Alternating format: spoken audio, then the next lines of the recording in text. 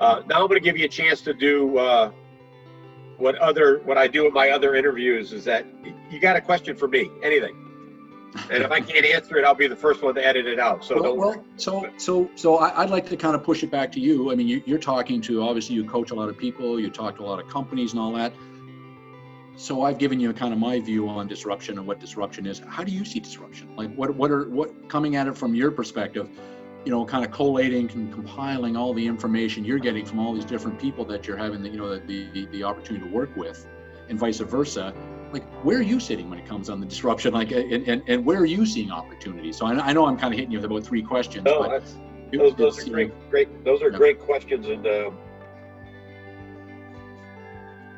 so let me pause for 1 second and take my own advice.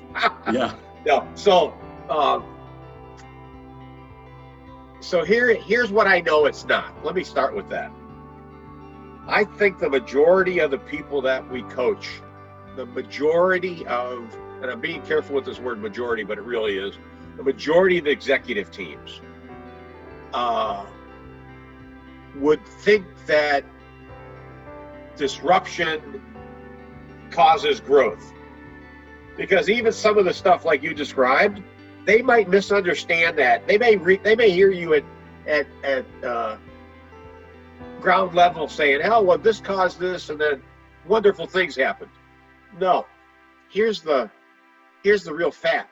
Growth causes disruption. Right. Yeah, that's a great point. It's how we leverage that disruption in all these different possibilities, all those innovative ways, that determines if we're going to be winners or losers.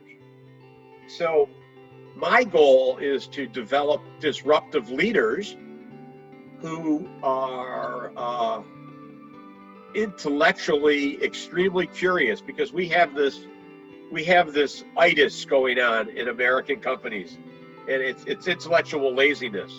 Like, we only learn our own little bit, and it's in our workforce, it's in our leaders, and a lot of times it doesn't get vetted out during the interview process.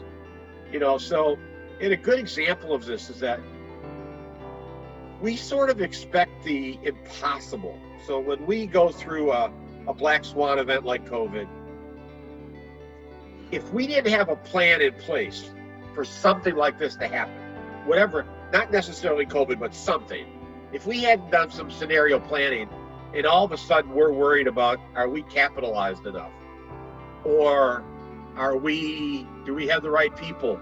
And all of a sudden we revert back to safety, right? We run backwards, and we hide, and we stop spending, and we lay off people. And then at the very next sentence that comes out of our mouth is, well, we want to build trust with you, and we want to build loyalty with you. And we want to, I personally have laid off close to 25, almost 30,000 people in my whole career. What? Less than 0.5% probably needed to go, right? By no fault of their own. Right. Well, I tend to think that there are a lot of silent killers that lay underneath the cultures of American companies that the leadership teams know about and don't do anything about them.